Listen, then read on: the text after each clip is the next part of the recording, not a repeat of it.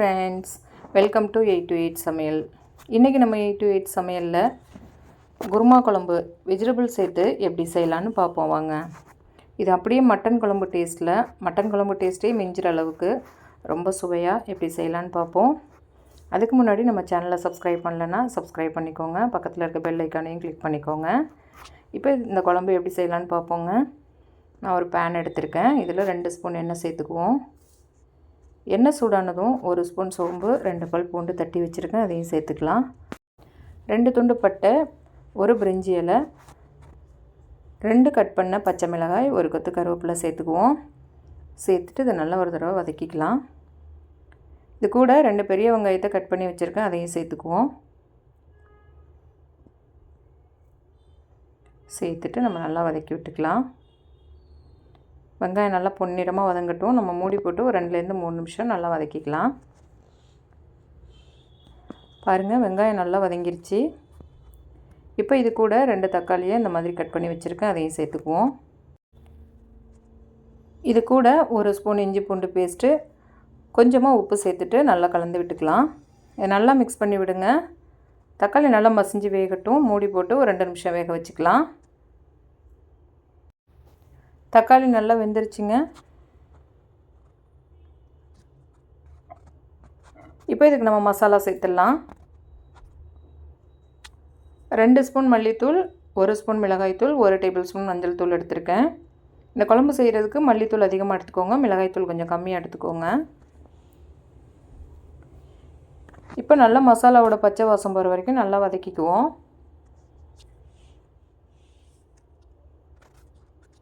இப்போ இந்த குழம்பு பண்ணுறதுக்கு முருங்கைக்காய், கத்திரிக்காய் 2 மட்டும் எடுத்திருக்கேன். இது கூட நீங்கள் பச்சை பட்டாணி கூட சேர்த்துக்கலாம், உருளைக்கிழங்கு அந்த மாதிரி சேர்த்துக்கலாம்.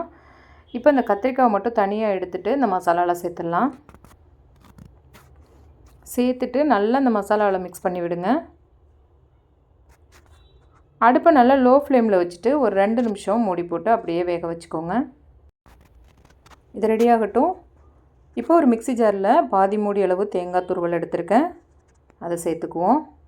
கூடவே 1 ஸ்பூன் சோம்பு, அதில் பாதி அளவு ஜீரகம் எடுத்திருக்கேன், அதையும் சேர்த்துட்டு கொஞ்சமாக தண்ணி சேர்த்து நம்ம இதை நல்லா பேஸ்ட்டாக அரைச்சி எடுத்துகிட்டு வந்துடலாம். நல்லா நைஸாக அரைச்சிக்கோங்க. பாருங்கள், கத்திரிக்காய் நல்லா மசாலா கூட சேர்ந்து நல்லா வெந்திருக்கு. இப்போ இதுக்கு தேவையான அளவு நம்ம தண்ணி சேர்த்துடலாம். சேர்த்துட்டு நம்ம நல்லா ஒரு தடவை கலந்து விட்டுக்கலாம்.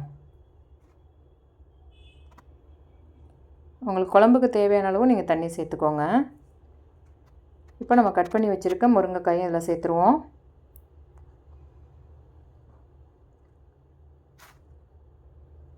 இந்த குழம்புக்கு தேவையான அளவு உப்பு சேர்த்துக்கிறேன். சேர்த்துட்டு நல்லா கலந்து விட்டுட்டு மூடி போட்டு ஒரு 5லேருந்து 7 நிமிஷம் கொதிக்க வச்சுக்கோங்க. முருங்கைக்காயும் நல்லா சேர்ந்து வேகட்டும். பாருங்கள், குழம்பு நல்லா கொதிச்சிருச்சு. இப்போ நம்ம அரைச்சி வச்சுருக்க தேங்காய் பேஸ்ட்டு இதில் சேர்த்துடலாம்.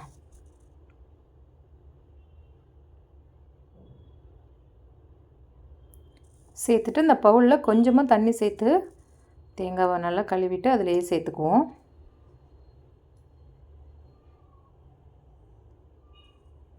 இப்போ நல்லா ஒரு தடவை கலந்து விட்டுக்கோங்க.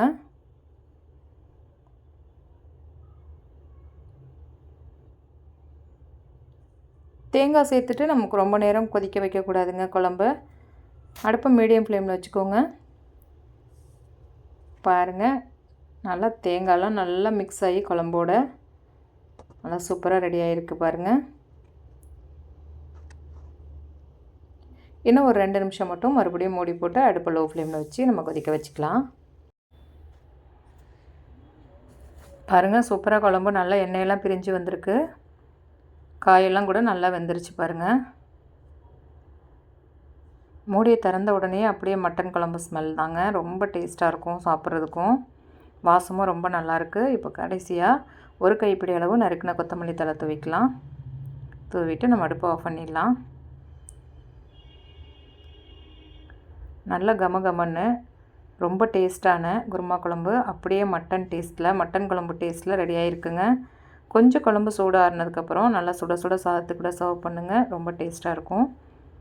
நீங்களும் இதே மாதிரி இதே அளவுகளோட ரெடி பண்ணி பாருங்கள். உங்களோட அனுபவத்தையும் கூட கமெண்ட்டில் ஷேர் பண்ணுங்கள். இந்த வீடியோ உங்களுக்கு பிடிச்சிருந்தா 8 to 8 சமையலுக்கு லைக் பண்ணுங்கள். உங்கள் உறவுகளுக்கும் நண்பர்களுக்கும் ஷேர் பண்ணுங்கள். மறக்காமல் நம்ம சேனலுக்கு சப்ஸ்கிரைப் பண்ணுங்கள். தேங்க்ஸ் ஃபார் வாட்சிங்.